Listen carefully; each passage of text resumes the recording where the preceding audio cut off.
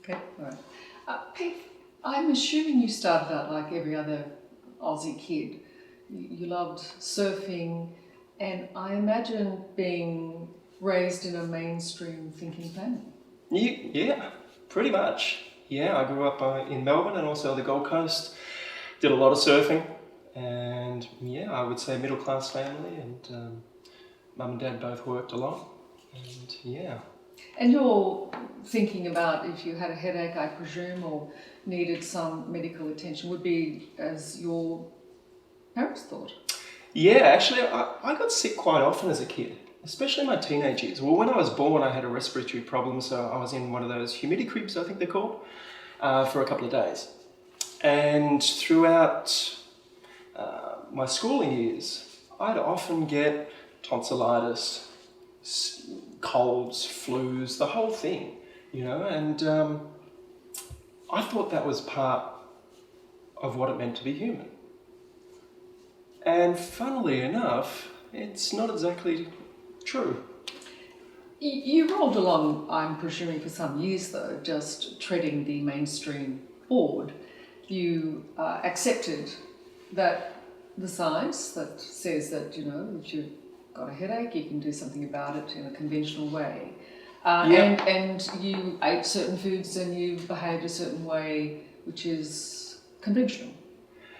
I lived a very conventional life. I mean, Mum was a wonderful cook, so we always had fresh produce, and she always liked to experiment with different cuisines and cultures. So I'm very grateful for her influence and providing beautiful food on the table each and every day.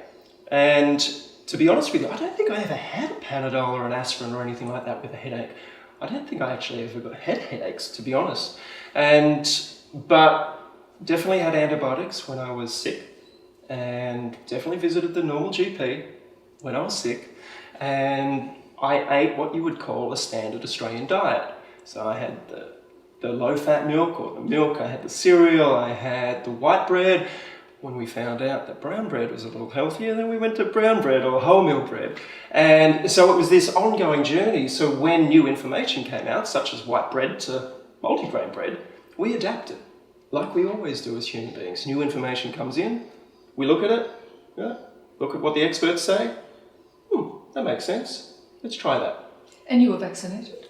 I was vaccinated as a kid, yeah, for sure. I've got because I think we travelled overseas when I was 1. So I had the shots, whatever was required at that particular point in time.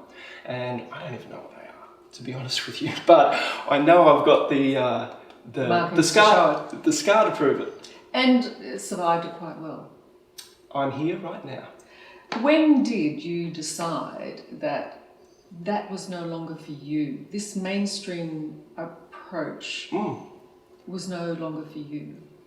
Well, I wouldn't say that the mainstream approach isn't for me. I mean, I love the mainstream. I look at the news each and every single day. I exist in this mainstream world. I'm not off the grid completely. And so I have nothing against mainstream. I actually enjoy it. I get a lot of information from that realm, but I also look at different avenues as well, or different places of information. Some might call that natural, or some might call it alternative. So I think it's always been in my nature to be quite inquisitive and also quite curious.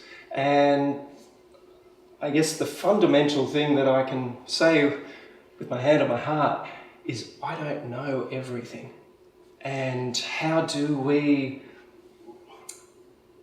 I was told once that when we think we know everything, that's when we start to age. To keep young and vibrant is to keep questioning, to keep searching, to keep asking the questions that you're passionate about. But there must have been a turning point. It's an interesting... One of the biggest turning points I had was actually going to an Anthony Robbins seminar. Tony Robbins, the motivational speaker. Actually, it wasn't a seminar, it was actually reading his book at the age of 18 or 19. And I read it, I think it was called Unlimited Power. And I read that book through the eyes of somebody that was just in awe and wonder of what was contained in those pages. because I had never been introduced or aware of that world of human potential, of potentially stepping outside of the mainstream narrative to explore other things that could make us healthy. Can I ask you why you went to Tony Robbins in the first place? Yeah. Well, life is full of these sort of coincidences, if you like. So when I was at the barber store, when I was 19, waiting for my haircut, my barber said, "Hey, I'm going to be half an hour, I'm running late. If you take a seat there, I've got a new book that I just bought. Feel free to read it." And that was the book. I was like, okay, I'll have a read. Half an hour later, I was like, oh. Straight after the haircut, I went out, I bought the book, I read it in 2 days. I went out, bought his next book, read that in 2 days, and I was like, wow. And what was the wow though? I mean, ultimately, I guess I'm trying to find out what resonated with you. The thing that resonated with me the most was this was not taught at school. This was not taught to me by my parents. And what is this? This is a different way of looking at life, a different way of looking at ourselves, and to ask the questions, why is it that I feel this way? What are my belief systems or patterns? Do they serve me? Where did they come from? Did they come from my parents? Some of them have. Do they come from our culture? Some of them have. Do they come from, what I mean by culture, our TV programs, the way that we learn at school, our education system? So we as human beings are a collection of our experiences and our learnings. Now, when you're presented with something that you haven't seen before or even heard before, it can be like quite shocking. But had there been something going on in your life? Because a lot of young 19-year-olds wouldn't have even necessarily picked up the book. Yeah. What was there something going on? I'm trying to pinpoint. Was there something going? Were you looking for something? No, I wasn't. So you were literally sitting in a barber shop waiting for your turn, and picking up a Tony Robbins book turned your life on a dial?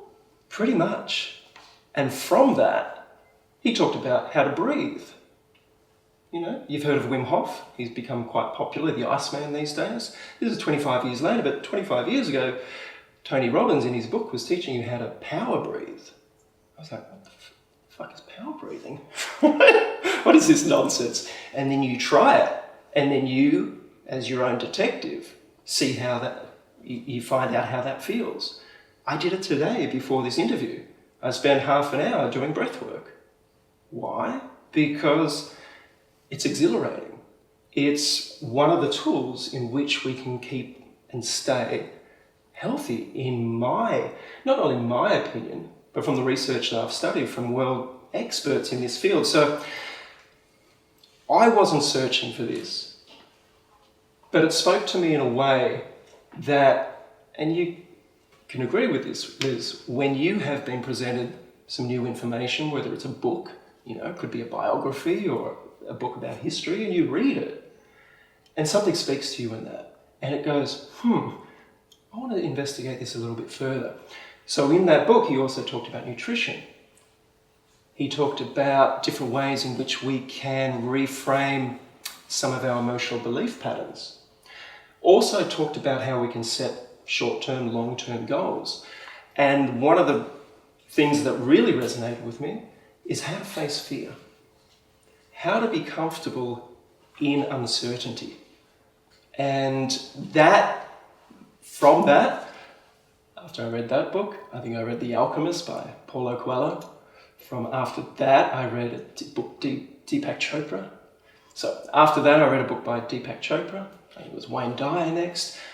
Michael Gerber on small business. So my hunger for knowledge it was nearly insatiable.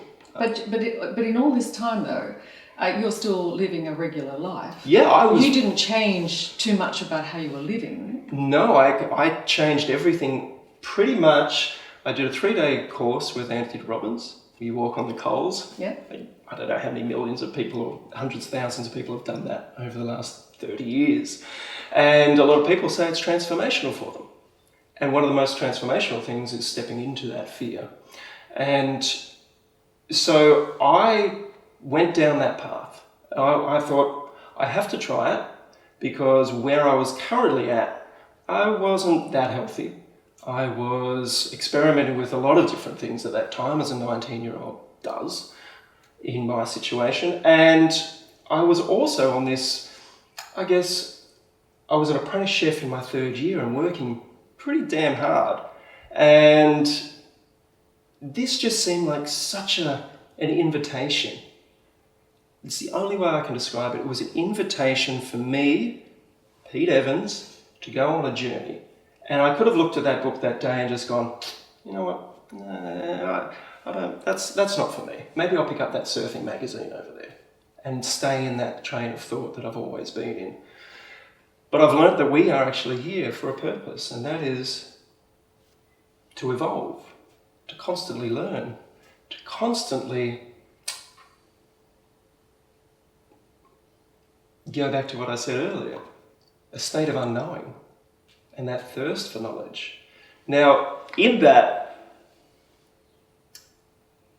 not everything you read or study or hear or see is for you. And that's where discernment comes along.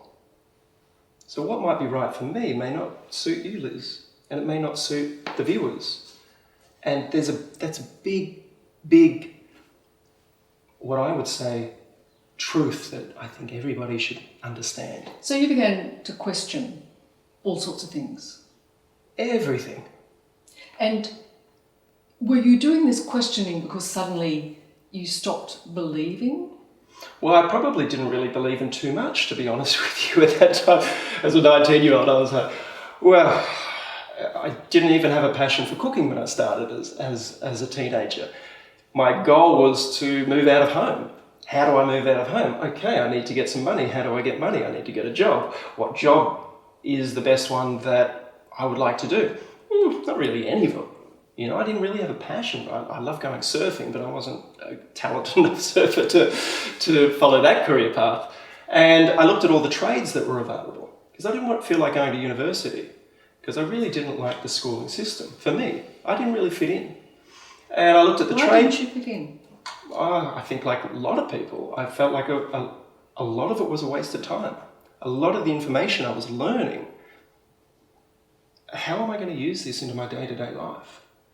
And I still think that, I still feel that, you know? And I love education, you know, and some people thrive in that education system.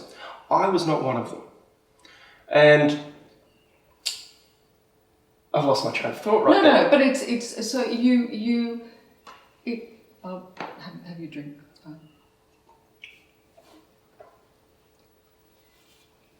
I guess my question is though, did you stop believing what you were being taught, or what you've been told was Sure. what you should believe? I should go back there. So where I was I looked at all the jobs that were out there, and I thought, which one will serve me the best for me for the rest of my life? Can I become a hairdresser? Should I become a butcher? Should I become an electrician, a plumber, a builder, a baker, a chef? And the list went on. It's like, the one that makes the most sense for me is to learn how to cook. Because if I learn how to cook, I'll be able to do my passion, which is surfing. I should be able to get a job anywhere around the world. So that's a tick. Number 2, once I learn how to cook, I should be able to look after myself for the rest of my life and my family if I end up having one. Remember, I was 17 at this stage. And this is before the Anthony Robbins book. But I was like, this is interesting. What am I really wanting to learn as a life skill?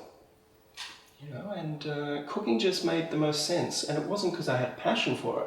I became very good at it, in my own opinion, because I invested a lot of time to become good at it. And So you were pragmatic. I guess so. And I ended up loving that vocation. The amount that has come from that one decision. I mean, look at where we are today. I'm sitting across from Liz Hayes on 60 Minutes. 30 years ago, I was working out what I wanted to do in my life. And cooking made the most sense to me at that particular point in time. And all the wonderful benefits that have grown from that decision that has led me into not only learning how to cook, but then studying the benefits of what we put into our bodies through food.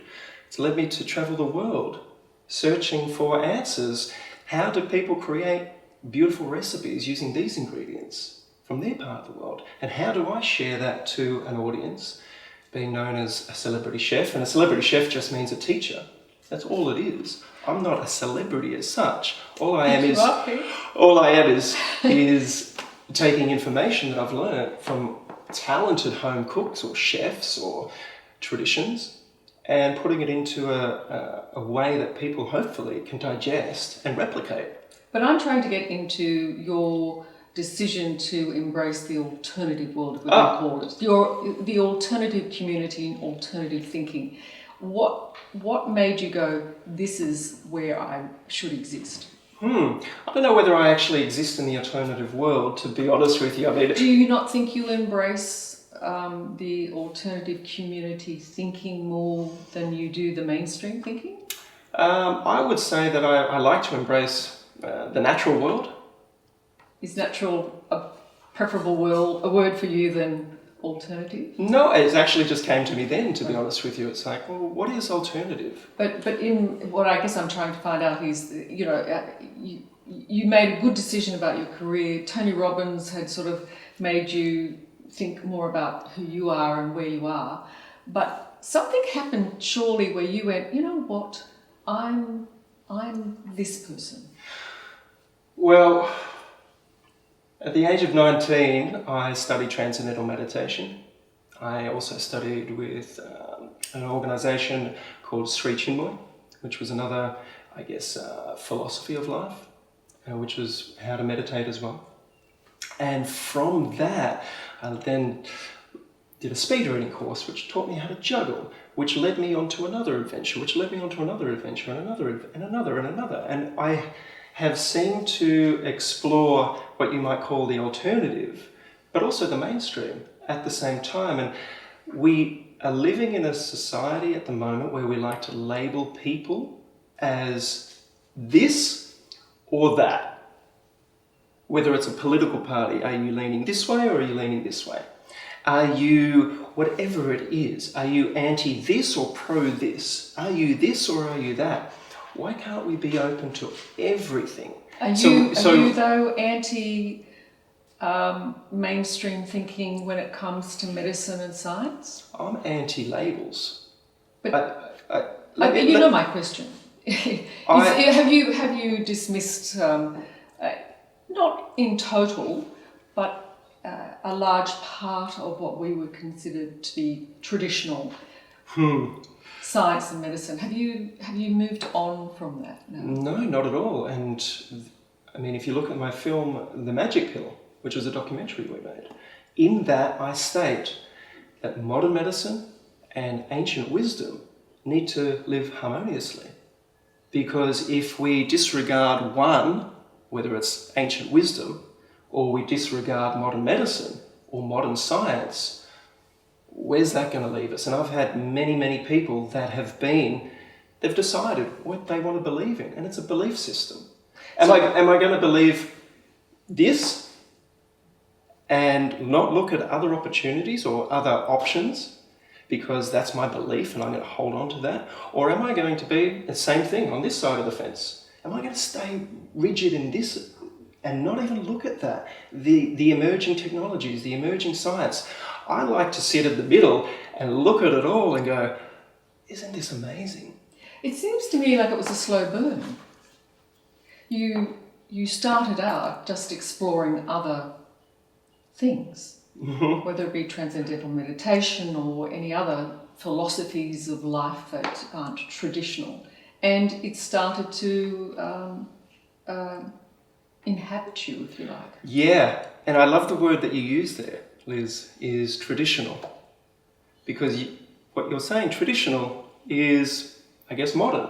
Whereas traditional for me is perhaps what we have learned from our Indigenous brothers and sisters from all different parts of the world. That to me is traditional. Sure. And now we have modern. And but what I don't want to get caught up in is that I'm trying to explore you, and so Was it a slow burn? Was Okay. it something that went more and more and more? Yeah. I'm becoming that person.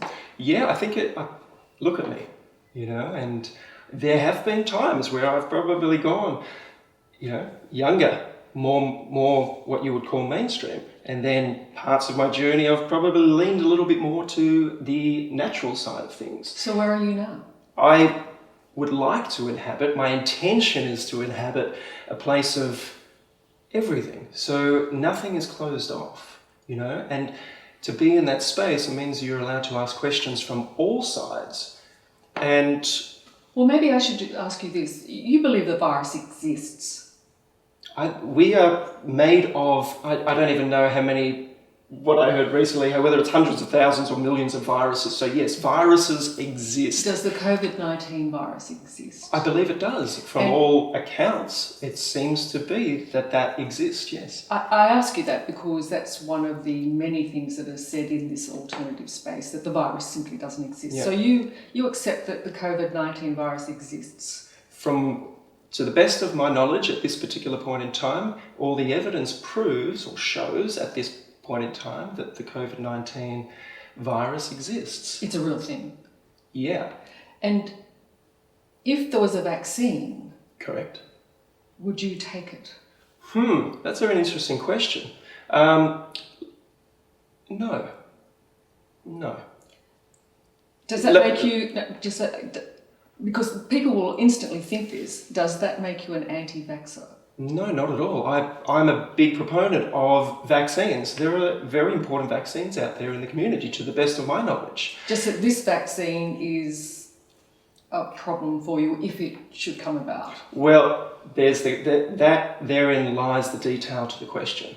If it comes about, and if it is proved to be 100% safe for every single man, woman and child on the face of the planet.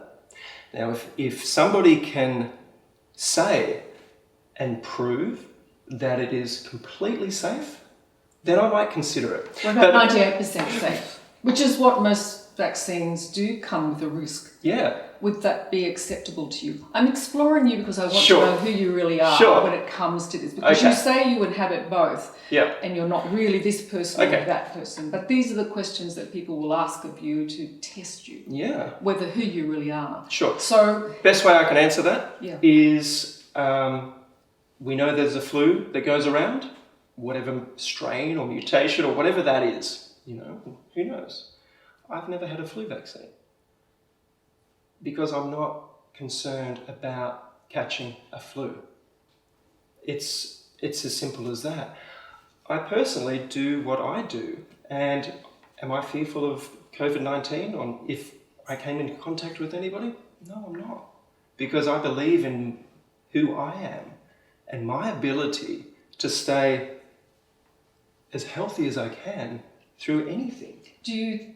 But that's me, and I'm not saying that anybody else should think how I think, behave like I behave, or act like I act. I 100% always say, do not listen to me, but if people ask me the question, I can tell you what I will do, and in this situation, not currently.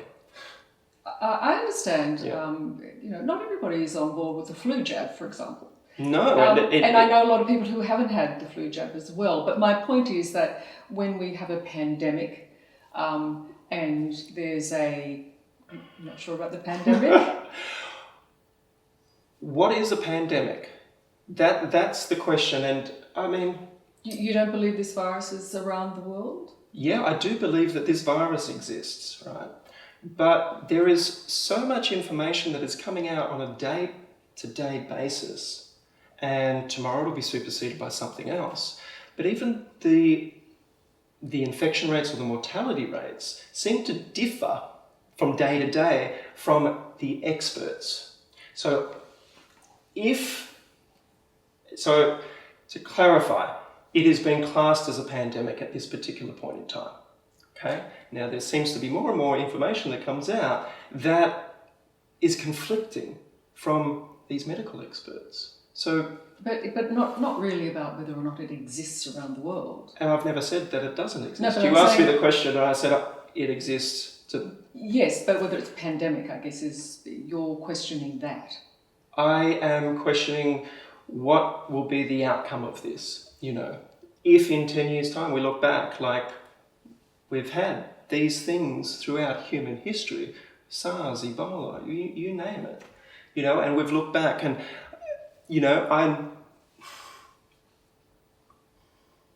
I don't know whether you've studied the Imperial College of London and the person that was responsible for the computer modelling of this virus. Are you aware? Not necessarily, Okay, but so my point is I'm not really wanting to interrogate you on that, but I understand you might have questions, but where is your belief system on these things? So from my understanding, the person or the where it came out of, the computer modelling of what will happen throughout the world, and this is just from what I've understood, and I could be completely wrong, but they had predicted certain other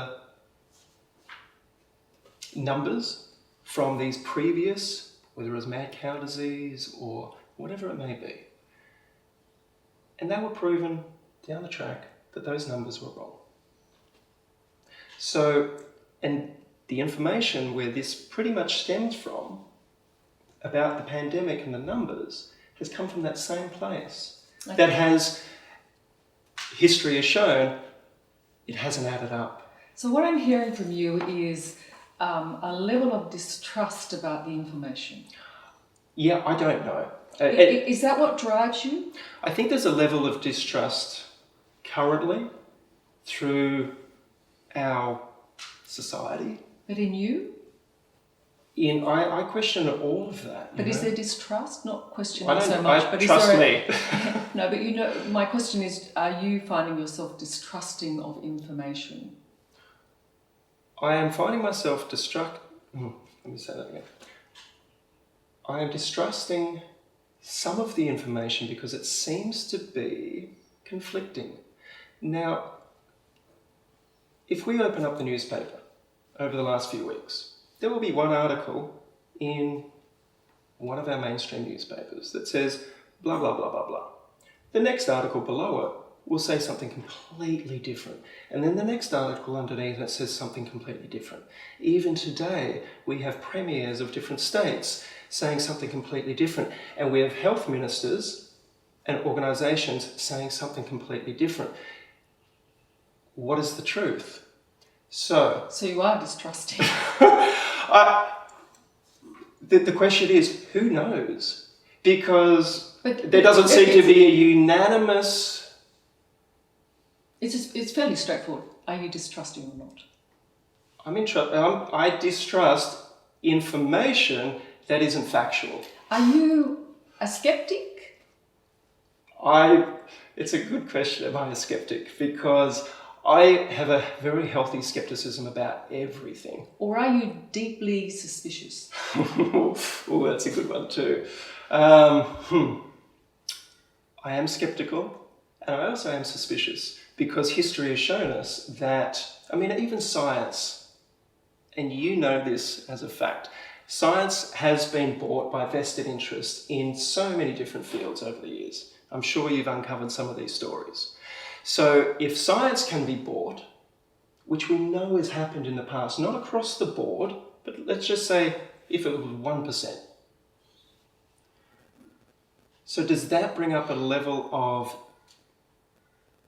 skepticism, or was the other word that you used? Deeply distrusting. We're distrusting, but not skepticism. Deeply suspicious. Suspicious. So that's a big difference from being skeptical, which is kind of my role. Yeah. And being deeply suspicious. On certain things, I am deeply suspicious, just because it has happened in the past to have been proven that there have been vested interests that have corrupted what we would call a truthful system that we've all trusted in. And so now you're stepping closer to being distrusting and deeply suspicious of the establishment. But not in all aspects of that. I am, the best way I can describe it is let me think about this for a sec. The best way I could describe it is, I think we need to have a healthy dose, right? Dose. And for you, everything is dosage. You know, I want to put this in so you understand and everybody understands about dosage, right?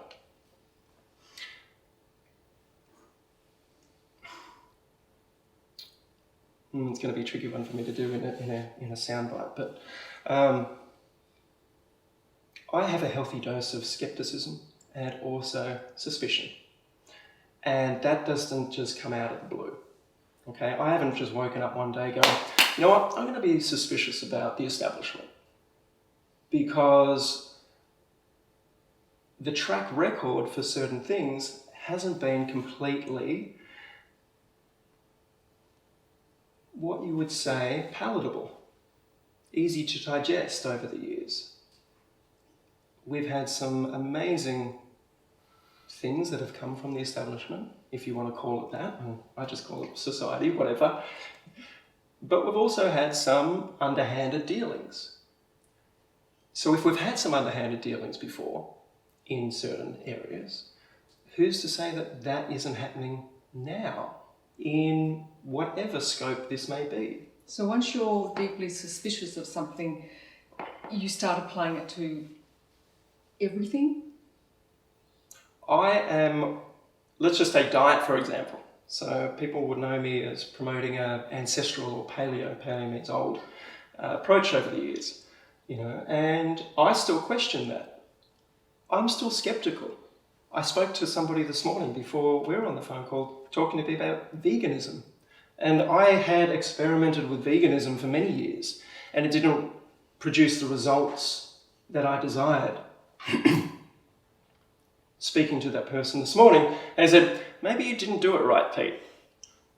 My skepticism goes up, my suspicion goes, maybe I didn't do it right. Maybe there is something in this.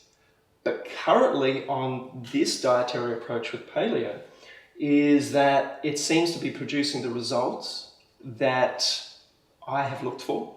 So I'll continue to be on this path, but I will continue to be open to other dietary philosophies and not just dismiss them.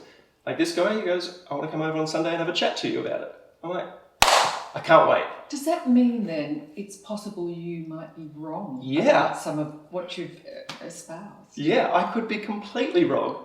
And I know you'll use that as the trailer. But but that's a really brave thing to say when you've ultimately championed a certain way of doing things. And okay. So that's, you're open to being wrong. I am so open to being wrong. And if anybody that has listened to anything that I've said, I often say that. And I'll say, don't believe me. And even in my books, I say, in 5 years' time, the stuff that I've written in this book may be obsolete. You know, we might have learnt new science, new discoveries in that. You know, but to the best of my knowledge now, this is what I can share. You know, and don't just use me as your one news source, because that would be pretty strange, because that's not who I am, you know. I like to share the things that I learn. Some of it, if you listen to my podcast, I have vegans on there. I have modern professional doctors, researchers, scientists. I have the gamut. I have people that talk about crystals. I have people that talk about psychedelics and the potential healing benefits of that is backed up by new clinical studies. Now, should we be closed to things? Because here's where it gets tricky. Yes, and sorry to interrupt, because the thread was, is it okay for you to say that you may be wrong? I could be wrong. And I know there's certain things that I say will be wrong. Now, can we ask that of other people and other institutions and organisations? Because let's just take, for example, the Heart Foundation. So they have stayed pretty well in one lane for decades about dietary advice. Last year, they changed their advice ever so slightly. Now, that is freaking wonderful. That is amazing. I applaud them. You know, keep going. Keep going. You're open to change. There are certain possible outlets out there that are not open to change, because if they said, hey, I was wrong, would there be class action lawsuits? What would happen to the trust of those people that have followed those institutions and organisations? Now, some of these institutions and organisations have a conflict of interest. And you are aware of that, and I'm aware of that. And more people are understanding there's conflicts of interest in certain organisations that we put our trust into.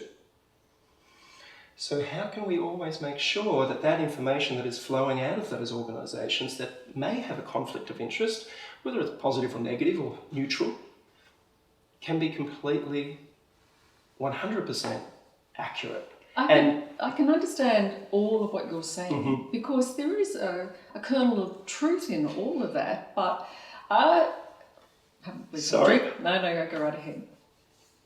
I guess what I'm trying to keep it to is, do you find that you're driven more by the deep suspicion rather than the skepticism? Is that what is your loss of faith almost, and that's what pushes this deep suspicion? Is that what drives you to post the things that you do, to say the things that you say? Is it deep suspicion? It's curiosity. Not deep suspicion? Well, there's elements of that in all of that. Everything. And do you think that's what kindred spirits in the alternative world share? Well, this is fascinating, because when you say the alternative world... Or I'm sorry, that sounds like you kind of do exist in another universe in a strange way, because you are chasing other pathways. So I'm not going to say chasing, I would say exploring. Exploring, but it's not mainstream. You know it's not mainstream. And you're aware that some things don't sit comfortably when you utter them. Yeah, but you said it's not mainstream. Now... But is that... I'm just trying to get the reasoning why we are seeing this growth in people who share not just skepticism, but do you think they all share what you have, which is that suspicion, and sometimes deep suspicion?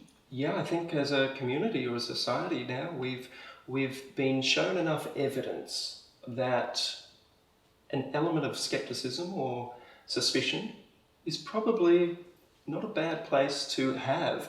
Is that where you start to fall into conspiracy theories, though? Because when you have that deep suspicion, you are open to conspiracy theories, and there are conspiracy theories. There's so many out there. And do you find yourself... Excuse me. You're right. And do you find yourself there,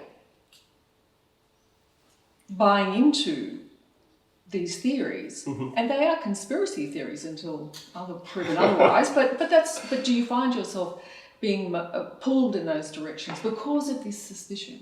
Yeah, it's interesting, and I wouldn't say a deep suspicion. I have suspicions, right? And talking about conspiracy theories, I bought a book I found it the other day. I got it 30 years ago, and it was The World's Greatest 60 Conspiracy Theories, and I read it back then. I was like, that's pretty interesting, and that was it. I was like, oh, that's interesting. I never really bought into that whole thing, whether it was JFK or whatever it may be, aliens. And I've always had a very healthy skepticism about that world. And it's interesting over the last, say, 5 months that there has been a lot of information pushed out that you would call conspiracy theories, and I get sent it. I get sent so many things, and I look at it and I go, oh, I don't even want to look at that one. That's if that's true, fuck, we've got some major issues. The planet has some major issues, and I usually don't have fear, but some of the stuff that I've looked at is like, nobody could do that to those children. Nobody could be doing this. But then you read some mainstream news and you see that somebody's been arrested for doing that. But are you branching into QAnon? No, that's an interesting thing because I don't even know what that is. It's I don't think anybody knows what it is. Well, we were talking about conspiracy theories. Do you find yourself in that world because of that suspicion, and to a degree, you're saying yes? I look at it, well, not all of it, but I look at some of it. I'm going, that's interesting. Could that actually be taking place? I'll give you a great example. Could I just finish this? I'll give you a great example. So yesterday, or this last week, I've been sent something about a patent that was registered by Microsoft. And it kept coming up in messages that I was seeing. I was like, what is this? So clicked onto the link and it's okay. It's some sort of cryptocurrency biometric scanner type thing. It's like, okay, well, the patent's been lodged by Microsoft. That's interesting. And then you read something else and it says, okay, well, that could lead to this, could lead to this, could lead to this, could lead to this. And it's a pretty wild goose chase. But then all of a sudden you see that the second part of that wild goose chase that you thought that could never happen, all of a sudden you might witness or hear that second part of that labyrinth has just unfolded. It's like, oh, that can't be true, because I don't want to go down that path. If that becomes that, whoa. But you posted, for example, a shot of Bill Gates with his blue dots on his palms. Yeah. I mean, why did you do that if you were? I mean, do you think he is part of a conspiracy? I don't know, and I don't know. But you posted that when you know the power of you. Yeah. When you post that, it sounds like, maybe Bill Gates has got a So you think it's possible? Well, he has come out on television from a couple of the interviews that I've seen talking about things that, just possibly they don't sit right with me. 100%. But in terms of this virus, do you think that he might have a role to play? I can't answer that. The reason, but yet you put that up. No, because I'm just trying to explore your mind, really. Okay. You put that up on your Facebook, for example, and why do you do that? If you don't buy into it a bit. Because what Bill is suggesting, and every single interview that he has done recently, is suggesting that the world will not become safe until every single person on the planet has been vaccinated for this. I'm feeling pretty safe right now, sitting here, but are you joining up dots that may not be there, but that somehow or other, therefore, he's controlling this for a particular reason? No. So you don't have I'm concerned about somebody that says that every single person on the face of the planet should have something. That is what I'm concerned about, because that image is, it seems like there's no choice. In that reality, if that does transpire, they are saying, Bill or whoever is saying, you're not going to have a choice here, because this is what we want to do, because it may not go back to normal, whatever normal is. You know what I'm saying here. You post things that would make normal people go, Pete Evans believes this somehow. I don't believe that, I do not believe, I do not want to have every single person on the planet with that until it has been proven to be 100% safe. But Bill Gates is your problem is, by posting it makes it look like, yes, I also believe something's fishy about Bill Gates. Well, I don't want to say anything like that, because that's not... Sorry, Pete. That's okay. Really, look, let's put it this way then. Maybe this is the question I should ask you, because in many respects, do you find that you can't really say what you think because the blowback would be too terrible? No, I'm happy to say it right now that Do you edit yourself or censor yourself because you know that it causes trouble?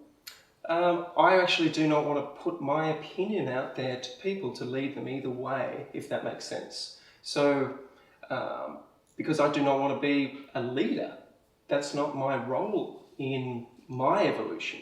But you have 2 million odd followers. That's pretty powerful. Yeah, but I didn't choose that. Of course, but you have, but you And you don't stop it. So. And it's the one thing that I say to people all the time.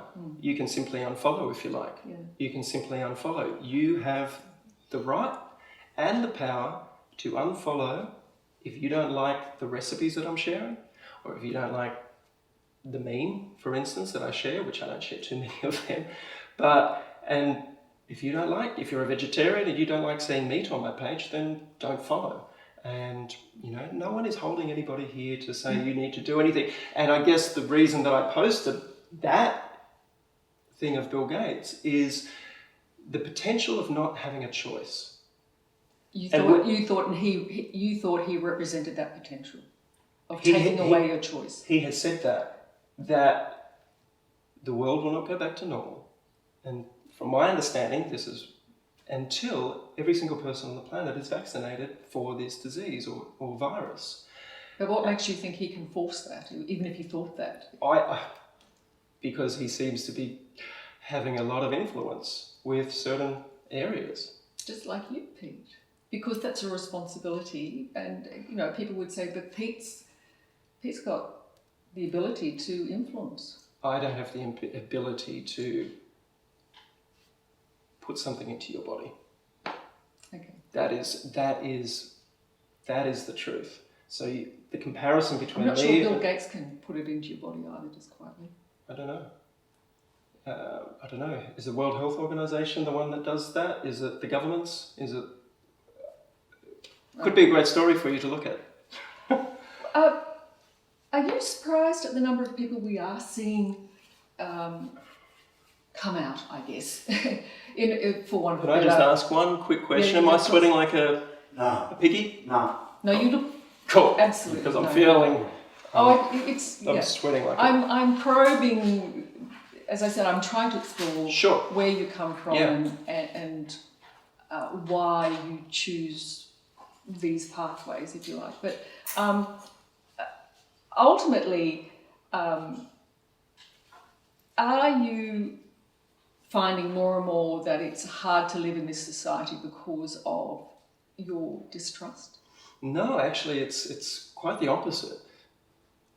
The best example I can give you is, if we wanted to talk about social media, for instance, because you've brought that up, is that the demographic of my social media is pretty much mums and grandmas. I've looked at it, it's like 55 to 75 or 80 years of age. That's my demographic. And I think it's 90% women, 10% men. And it's fascinating and intriguing because from my understanding and my perception is they have gravitated towards, say, my social media or the cookbooks or documentaries, is because they've found benefits in, say, a dietary approach. Whereas perhaps they didn't find the solution they were looking for through, I'll use your word, traditional channels. So there's this interesting, reality at the moment that if there is a level of distrust, and going back to how you talked about existing in this world, I love being in this space because the amount of messages and emails and communication that I receive from people in their 60s, 70s and 80s that tell me, and it's not one person, we're talking thousands upon thousands upon thousands upon thousands of people, tens of thousands of people, say to me, Pete, I thought you were crazy, or some other word. And some come to the realization or the experimentation on, say, the dietary approach, because they're in such a position of pain and suffering that it's their last chance.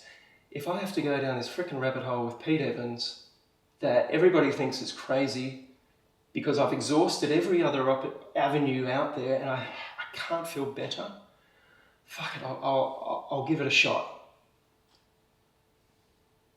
they come through that. I'm not saying it's for everybody, but a lot of people have come through that were in pain and suffering. And the messages that I get is, I feel like a teenager. I can't tell you how wonderful I feel. I'm doing the things that I've always loved to do.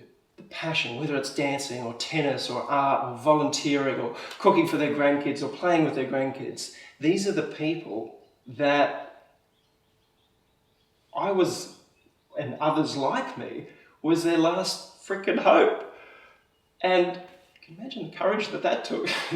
And they were, the messages that I've had over the years from guys or blokes and women and even kids, kids haven't said this, but guys have said, I thought you were the biggest wanker in the world, the biggest dickhead.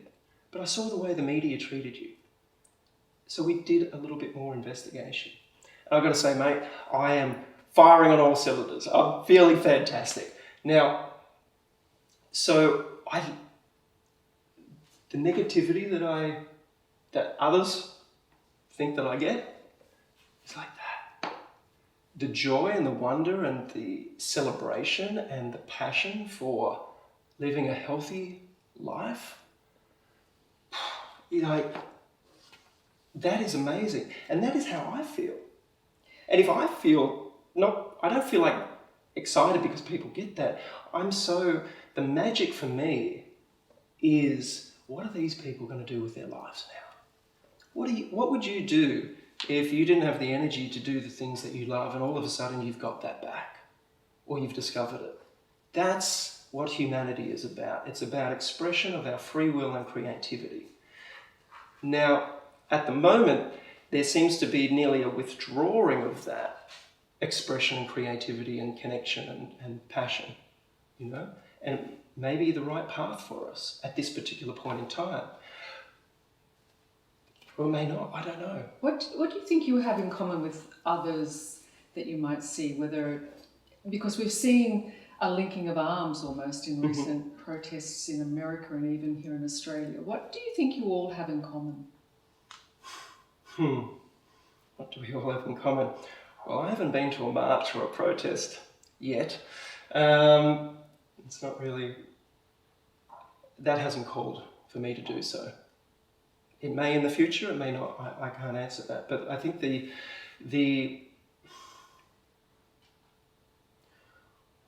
when a community or a society's values have held so high, and they still hold those values high, but when they see them being taken away, their free will, the ability to go and hug their mother or grandmother, and someone decides that only one person can visit somebody at this particular point in time, but in another state 3 people can visit somebody, or across the ditch nobody can visit anybody, or in that country they haven't done anything like this. And you've seen the stories, the heartbreaking stories of people that haven't been able to see their loved ones. You've seen the stories of people that haven't been able to connect. I shared that I visited my mum through this whole thing, and I love you, Mum, and she probably wouldn't like me saying it, but she said, I don't know what to believe. And I asked her, I said, Mum, can I give you a hug? And can your granddaughters give you a hug? And that action alone, fuck. That is what being human is about. And if I have to live in a society where I can't hug my mum because I've been told it's unsafe, she was allowed to make the decision whether we hugged her or not. I said, this is your decision, Mum, but we're here for you. And she fucking needed it. She needed that. And I needed it, and my kids needed it. and I understand that all of that that's deeply distressing, but that's my point. When you see groups of people who are, say, they're anti-vaxxers, they're anti-5G, they're anti-Bill Gates, they're anti being locked up, and they come together to protest. What do you think is the common link? Freedom. That's why they come together. They link arms. My perception would be freedom. Freedom to express themselves, and freedom of choice to freedom of choice. Have another opinion, or you'd have to ask them, because I haven't joined in that. So what your perception is? My perception is people are wanting answers that are truthful. We've just seen in this country a law pass where, talking about visiting your parents or grandparents in aged care homes and nursing homes around the country. A child can't visit their grandparents, or a son or daughter can't visit their mum in an aged care home unless they prove that they've had a flu vaccine. Who made that decision? And I understand, it could be the nursing home's rules. So then if somebody has to decide, am I going to put my parent into that situation because it's their rules. But this rule was just made throughout the country. So you're talking about a freedom that you think has been taken. So can I ask you this? Those protesters that you see, do you identify with them then? I haven't actually watched any of the protesting, so but I saw one video that somebody sent to me, and it showed, they sent me what was shown on mainstream television and what was actually the whole version of it. And like everything, there's a version of it. But it's not about what actually happened on the day for me. It's more about what brings them there. And do you identify what it is that makes people come together who have different views, but potentially they're anti-vaxxers, they're anti-Bill Gates, they're anti-5G, on it goes. Can you see what the commonality is, and do you identify with that commonality? I would change, because the people that I've spoken to would, you call them anti-5G or anti-Bill Gates or anti-vaccine. I'm just going what they had on their placards. Yeah. So. Some might identify with that. Some people are just questioning the safety, and I think that therein is the essence of this. But that's what I'm saying. Do you identify with what it is that's brought them together and made them stand on the streets? Yeah, and I do my own version of that through how I express myself. I've never been one to go and protest. It's not been my thing. But I'm also happy to question what is going on. And I have currently a social media channel which may or may not be deplatformed because of asking that question. I don't know, watch this space, because it seems to be happening. Censorship seems to be hand in hand with anybody that questions it. And I'm not saying that, somebody asked me this the other day about 5G and vaccine. I said, I don't know. I said, what tests are there that have shown that it's completely safe? And I think the underlying unity that people have that do protest, and this is my perception, is they're concerned about the coming generations. They're concerned about their children. They're concerned about their rights. Because it seems, throughout history, we seem to be losing a little bit here, a little bit there, a little bit here, a little bit here, follow this rule, more legislation, more stuff. What is the impact of what is the impact of the choices you've made on you and your life? Well, I illustrated that before, was the negativity is very small.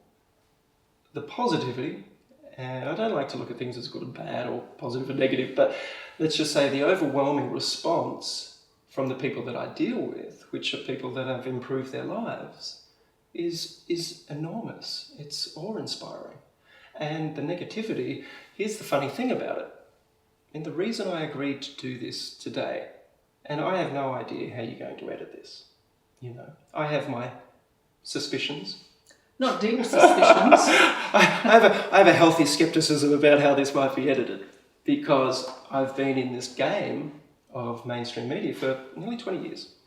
and I've seen how it can play out. And the reason that I've agreed to sit with you, Liz, is because I respect you as a journalist, and you always are going for the truth. That's right? all I want. And all I can share is my truth. And the funny thing is, when these stories come out about me, it raises awareness. It raises awareness. Now, I can't control how people judge the information that comes out, either from me or from you or from others. And you know that. We can't control that. People will think what they think based off their belief systems, going back to the start of our chat. Yeah. But what does come from this, and what I notice on social media, and if I ever look at, say, a mainstream comment section, is it creates a greater awareness for debate or discussion, for different viewpoints. And what I find fascinating even on my own site or sites is that I read through them, and I don't read through all of them, but when I do glance through them, I'm like, well, that's another viewpoint that I haven't seen before. Okay. Which makes me then question, I go, okay, well, what truth is in that? And that then keeps me wanting to learn more. And it could come from a complete opposite source of where I think it might be going. And I get so excited when someone teaches me something new. And I find this a wonderful platform, because if we shut down or suppress the ability for us to ask questions, then we will only be told. You have to understand that when I went to school, we learnt a certain narrative about this country, the history of this country, which we have now, 30 years later, looked back and gone, it wasn't what I learnt when I was a kid. People have shared their stories, even questioning Australia Day, for instance. If somebody had questioned Australia Day 30 years ago, people would have thought that would never happen, right? And all I'm saying is, sometimes what we've learned isn't always the truth. What I speak may not always be the truth, but at this particular point in time, this is to my best of my knowledge, and it may be wrong, or maybe there's a little bit of truth in it. But for me, it's my truth. And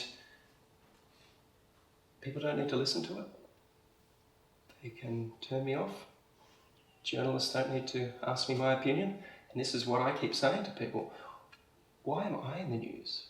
Surely there's bigger and better and more wonderful stories that people can follow to get us through this point in history for a more beautiful world. Have you been hurt? I think population is hurting. No, have you been hurt? Yeah, I've been hurt. Because of the choices you've made, the things you've said, yeah, the judgments that have been made. Yeah, I've taken a few on the chin, right? And and sometimes I ask, well, what is this journey that I'm on? How come I'm fortuitously or unfortuitously in this position? I didn't actually dream of creating this. I never wanted to be famous or that, and I could very easily disappear. But for some reason, it's not where I'm going, Some people would like me to disappear, no doubt, and I'll just make this one statement. If I disappear or I have a freaking weird accident, it wasn't an accident, okay? And that's probably the most conspiratorial thing that I will say, that I am, of what I believe, complete sound mind and body and spirit. That says to me you don't always feel safe.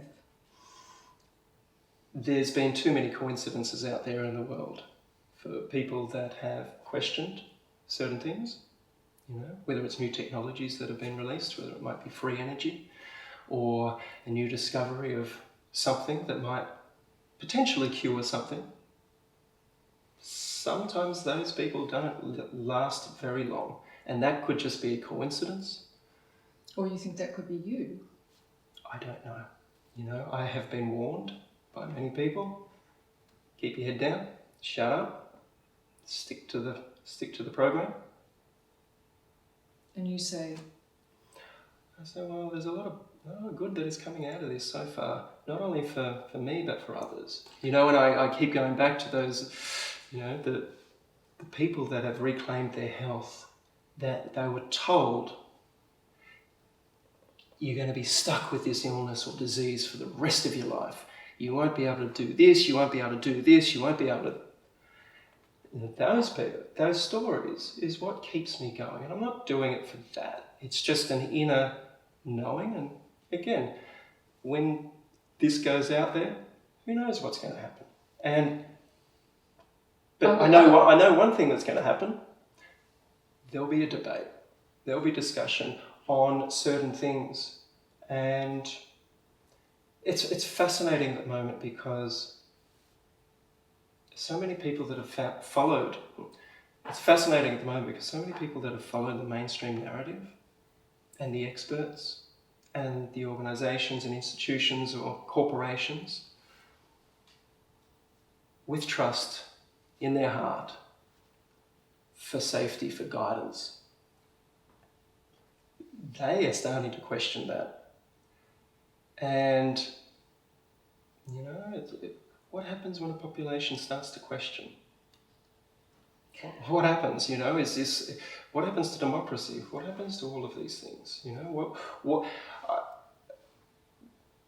my vision is a more beautiful world than, you know, the old saying, can we leave a more beautiful world than in which we started for our children and our grandchildren? Looking around at the moment, I don't think we're headed that way. But I believe this right now is an invitation for us to possibly create a more beautiful world. I'm going to ask you a question which is difficult. Mm-hmm. Your state of mind was questioned. Yes. By a medical authority. Mm-hmm. And that was based on a post that you had made on your Instagram. Yes. And that's since gone. Yes. Did you take that down? No, that was on a story. So I do certain things on my story, which is a 24-hour sort of timeline. And those things I post, you can have a check. I post a lot of them. I know what the basis of it was. Yes, the basis of the questioning of your mental state was on that post. Was it reasonable to say, gosh, Pete Evans thinks that people are being kept in their homes and they're going to be executed if they're coronavirus positive? And was it reasonable to think that you were thinking these things were happening? You'd have to ask them. No. Yeah. Do you think it's reasonable that people would respond with? Because I guess, did you think that? I don't know. That's the thing. It's like, well, this is an interesting concept that's out there. Like many things that I do post, it's like, oh, that's interesting. Could that possibly be true? I don't know. Where do you cross the line then? Exactly. I don't know. But as far as my mental state, I'm as grounded as I've ever been. In fact, I would say I'm physically, mentally, spiritually the best I've ever been in my life. What did you think when you heard that? Well, it wasn't the first time that organisation has written a few things about me. But this was a statement made. Yeah, they're entitled to this statement. You know, whether that is... You didn't... No. Stop for a minute and go, am I caught in a bubble? No. And that's a question I should ask. Do you have to be sure that you aren't getting caught in a bubble of conspiracy theories? No. You're confident about your ability to see through and see clearly. Yeah, but not everything I share may be 100% true. You know, I don't know. I don't know. And that is why I question so many things. It's like, that seems pretty outlandish. Is it true? I don't know. You know? Well, but that's why I'm asking. Where do you decide that's ridiculous? Yeah, I guess my intuition. you know. So your intuition didn't say to you, that's ridiculous. You thought, there's, as you would say, thoughts? Yeah. I was like, that's an interesting one. But let's see what the reaction is in that, you know. For me, I was like, that couldn't be true. But let's see. what's your future, do you think? Good question. Thank you for asking. My future, more exploration about how to live a long, sustainable, healthy life. That is my, and passionate life, I should add, is, that's my goal. I had a bet with my daughters many, many years ago that I would be surfing when I'm 100 years old, and hopefully they would be with me at that time. And it was an expensive bet. It was a $5 bet. I think it's the only bet that I've ever made.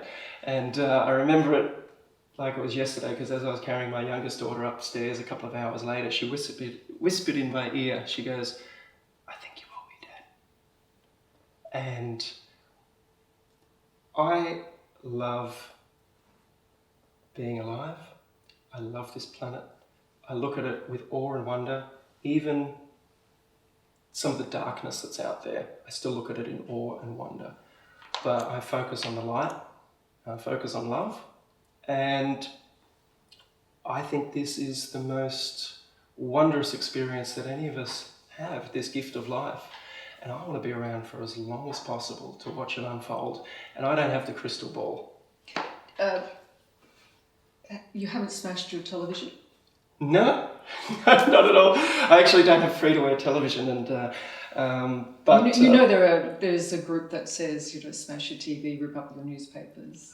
It's interesting. I did a podcast with a business mentor of mine, actually, 2 years ago, a fellow called Daniel Priestley, and he said one of the best pieces of advice he gives his clients that are setting up businesses, he said, don't read any news for a month while you're setting up your business. Switch it off and see how you feel. See how happier you are. And it's fascinating, because I do go into people's homes sometimes and I hear the news on, or the talkback radio or this, and I'm like, oh, that's interesting, And but the beautiful thing is we're all free to choose what we want to watch, how we want to live our lives at this particular point in time, to an extent. And let's hope that these liberties aren't taken away from us or enforced onto us into the future, because I don't think that is, going back to the start of the interview, natural. And I'm a big lover of nature, and I think if we can spend more time learning from it, inhabiting and connecting with nature, wow, we could find a whole new smile for a lot of people. Sounds pretty good, Pete. Just let me check. Gary, what have I missed? Why is it brought people out as it has? Oh, Why okay, is it this lightning rod? This affection, it just seems to, there's more and more people sort of galvanised, and as we saw in the process, as we see around the world. So, yeah. I think that's interesting. Is there something suspicious in it? Is that why people are coming out? Yep, I'm happy to go. Lockdown you were very emotional and powerful in talking about lockdown, what it meant for your family, but I'm interested in that too. I'm happy. I guess where is all that going? It's a hard one to know. I don't know, but I'm happy to talk about the COVID thing. Are you comfortable? Yeah. Okay. Yeah, very. Right. Sweating, but No, comfortable. that's okay. I feel like I'm in the interrogation seat, but I'm not. Well, no, You're very good at what you do. You're very capable of answering all these questions. I have no doubt about that. There's something that I did want. I thought that I'd forgotten, but I think it's. Okay, I can hear you. Are you still sorting out the?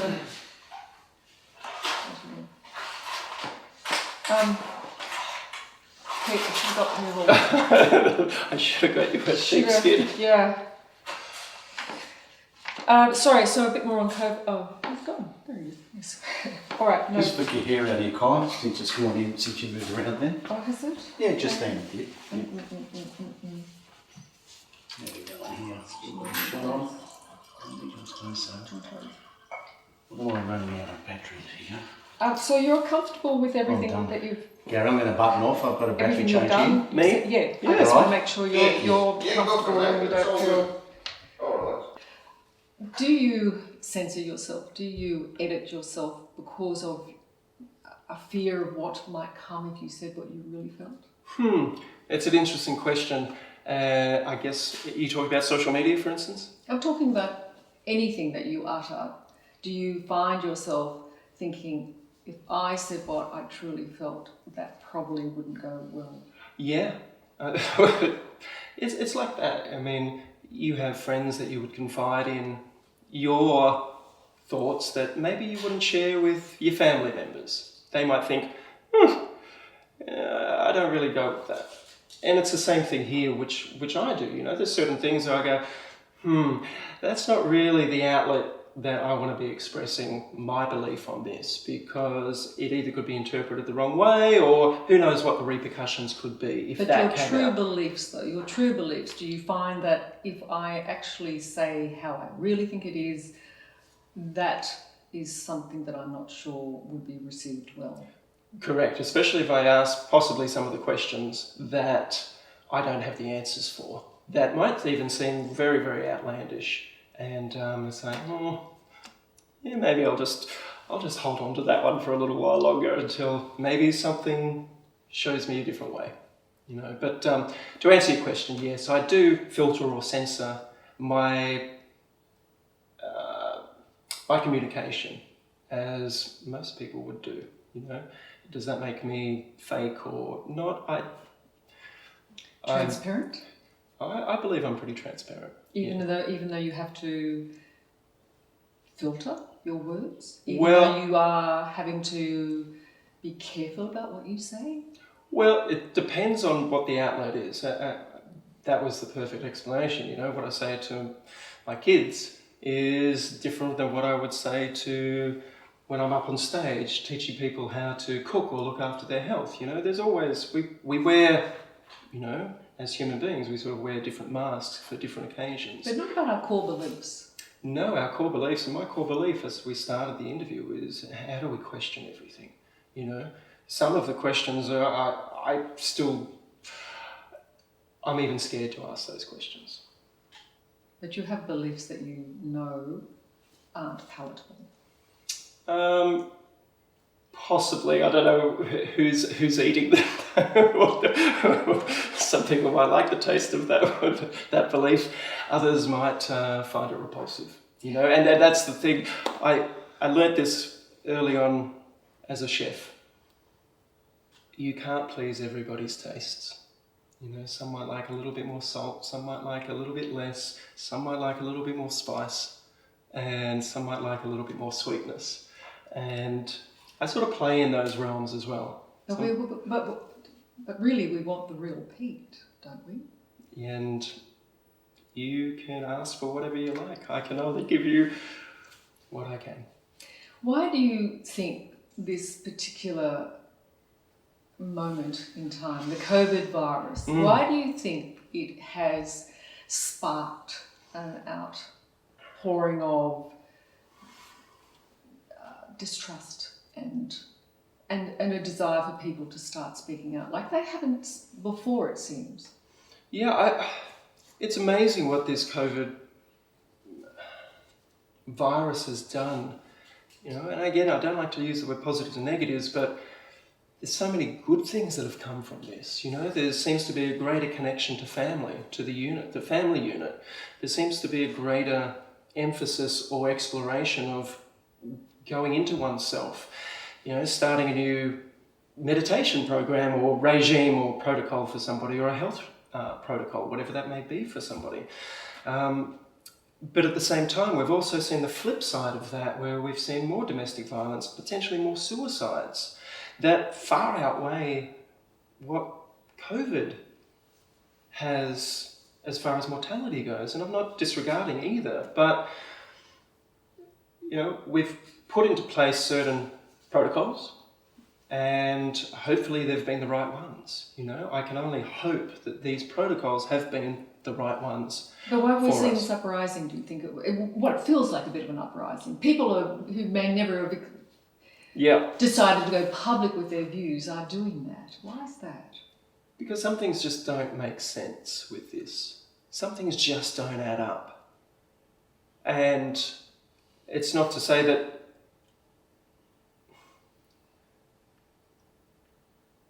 what I've heard from a lot of people is that with so many other illnesses and diseases and mortalities from other things, and suicide, for instance, that aren't getting the attention that this one virus has got. And, you know, what I find fascinating, like the bushfires, we came together as a nation to help those in need. We've come together as a nation pretty much to help stop the spread of this virus, if that is how it goes between us all. You know, some people are saying now the masks don't work, but 3 weeks ago they were saying it did work. So there's these things that keep getting changed, the goalposts keep getting changed from our experts, so people are starting to question it. But the strangest thing about this COVID thing, I think, is why have we not come together to solve some of the Earth's biggest issues that have been with us, whether it's starvation or poverty or whatever it may be, these things that we don't want to look at and find solutions for. But this thing has come around and all of a sudden it's like, okay, everyone get together, we've got to deal with this thing, but we haven't been able to even deal with that thing that is killing way more people, that is bringing so much more devastation and destruction.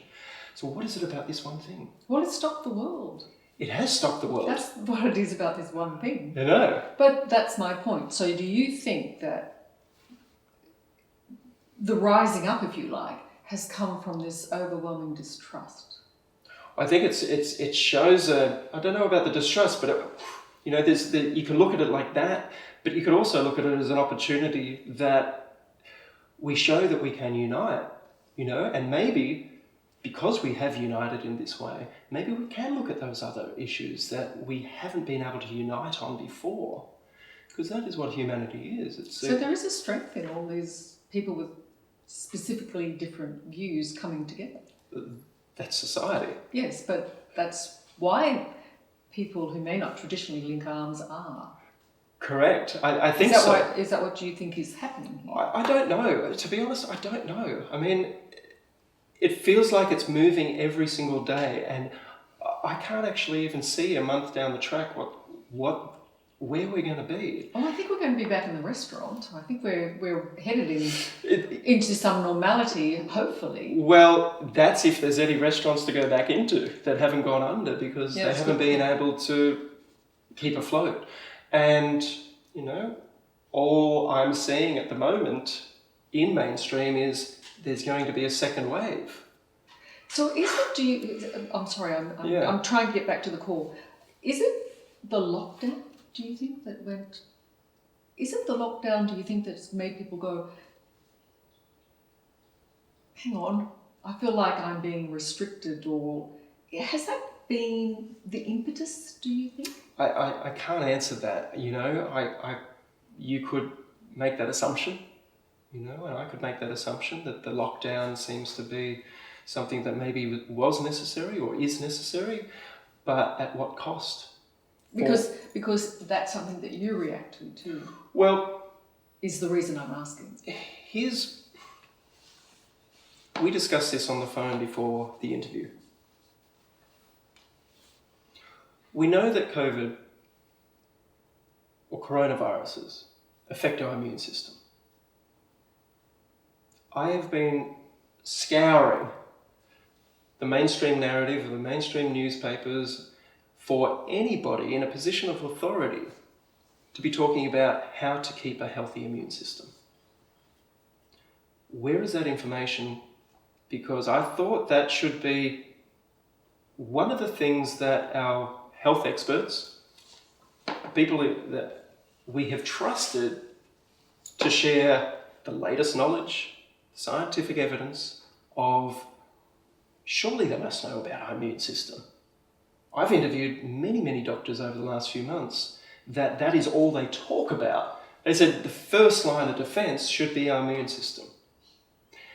Now, my question is, why hasn't any politician or health body that I can see, and I could be wrong here, but I haven't seen it in mainstream and I've been looking, maybe it's hidden or it's in code, why isn't that being communicated? And I remember our conversation, you said, well, it's common sense. Yes, I did. I thought, well, maybe it's not being addressed because it's common sense. We should be working towards But let's go a back. strong immune system. But your point is, why is it? I'm trying not to put words in your mouth at all. But is your point that this virus is being addressed in the wrong way? No, I think we, again, need to look at modern and need to look at ancient or natural therapies. What is it that we can combine to best deal with this virus for everybody? And if that means some information, which I'm happily sharing about how to have a strong and healthy immune system, vitamin D, get adequate sun.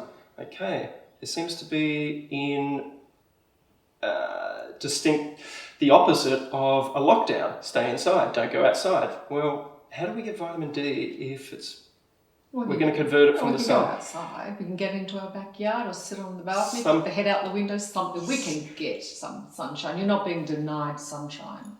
No, but... Pete, are we? I don't know. No, Are we? No. I don't think we're being denied sunshine, but we're definitely being denied... to go into the science of how our immune system works, we get healthier through different types of contact, through getting our hands in the soil, through our exposure to the elements.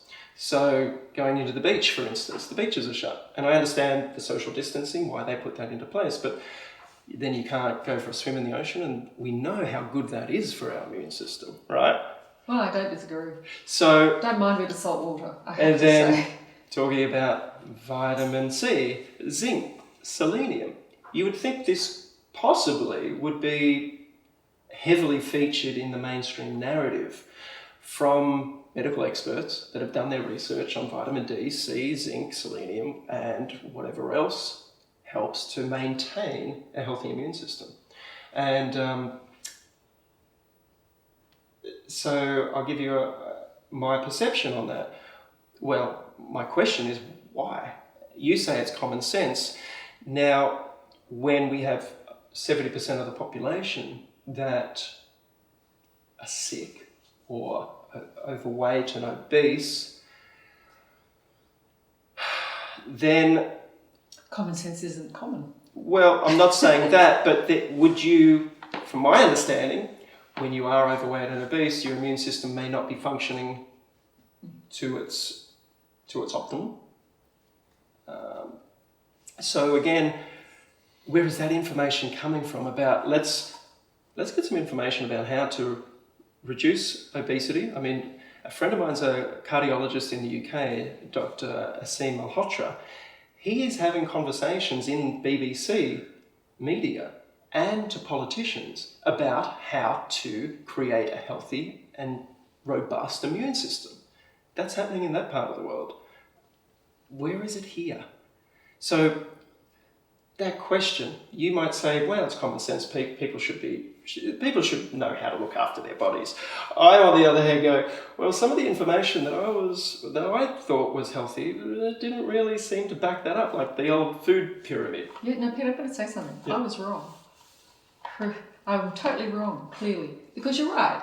We should be hearing about how to make ourselves healthier in this environment. I totally agree with that. I guess I was assuming the focus was on how to stop the spread and deal with what was a fairly infectious virus, and that was where I was coming from. But I agree. I think that it would be useful to learn how to improve our immunity if that's something that is, I think that should be taught in schools. well, Personally, Yeah. and how to cook nutritious food. I mean, again, we go back to the start of the interview. Where's the information that keeps us healthy, robust, being taught to us? Do we just take it from our parents? What if they don't have that information as well? So, I don't know, I see this as an opportunity at the moment for potentially even like talking about the immune system, for that to become something that we could implement, you know, and you'd have to talk to the health ministers and the politicians whether they would be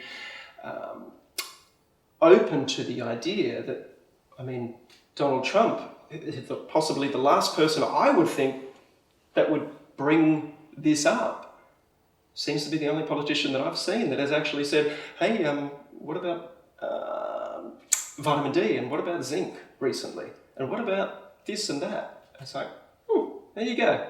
Who would have thought? Who would have thought? how do you reckon Donald's immune system's going? I have no idea. I'm sure he's got his own White House doctor and surrounded by some pretty interesting people that know a lot more than I do. And that's another rabbit hole. Yeah, don't go down any more of those. Is that all right? We've covered enough, Yeah, do you that's think? all great. Well done, Pete. Thank you. Thank you. Yeah, good old, yeah. Donald is interesting, isn't he? Oh, fascinating. On a lot of fronts, but yeah. Well, he's taking the hydroxychloroquine, so what do you think about that? Well, Are we off? I've Are we turned off? Yeah, let's Yes. Correct. Yes, yes, yes.